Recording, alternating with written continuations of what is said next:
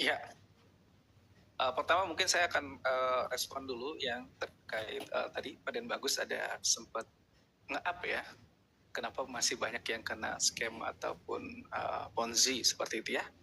Ya sebenarnya sesimpel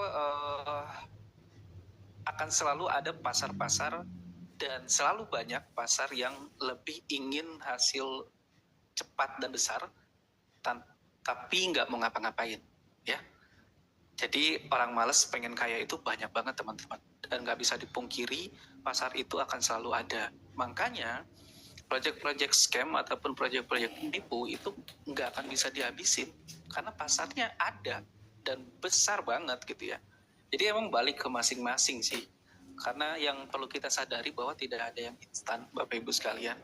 Dan terkadang bisnis itu bukan selalu tentang siapa yang bisa dapat project duluan, siapa yang bisa cepat masuk di project tertentu, tapi terkadang siapa yang bisa bertahan dalam sebuah project-project yang melalui sebuah pengembangan. Kadang-kadang kita ngambil simple, ketika sebuah project itu mengalami maintenance panjang, ya udah saya pindah aja ke project lain ya. Padahal project lain juga masih ada potensial tersebut. Seperti itu. Ngapain kita nyobain sebuah project baru yang misalkan maintenance-nya belum ketahuan, akan nanti setelah maintenance akan muncul lagi apa enggak? Padahal kita punya project yang selalu muncul kembali setelah maintenance ya. Jadi maintenance itu sebenarnya wajar teman-teman.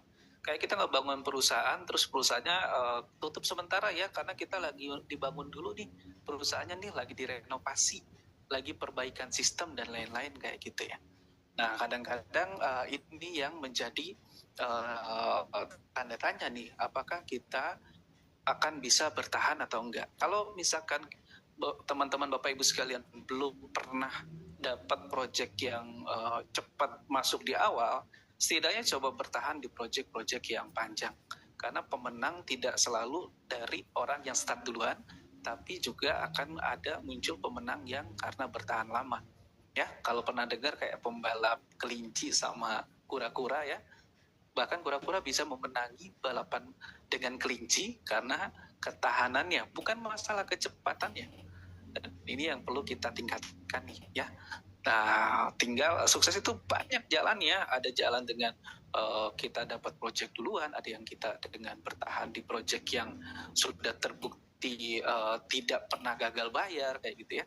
Nah, balik ke masing-masing. Anda ada di tipe yang loncat-loncat, apa yang juga sambil bertahan. Atau yang nambah bisnis tapi tidak meninggalkan bisnis lamanya.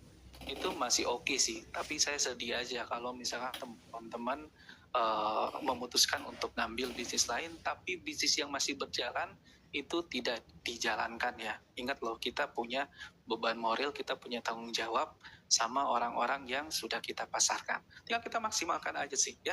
Ini tinggal masalah waktu aja. Metawel ini Bapak Ibu sekalian akan bangkit kembali, akan besar kembali, saya yakin itu ya. Karena di sini sudah ada ketahanan sistem, sudah ada ekonominya yang jelas, 100% keluar 100%, tidak ada beban sistem sama sekali ya. Tinggal masalah waktu saja kita akan terbang kembali. Ya, dari saya sekian, semoga bermanfaat jumpa malam hari ini. Ya, salam sukses dan salam cuan buat kita semua. Ya, sudah teruji teman-teman.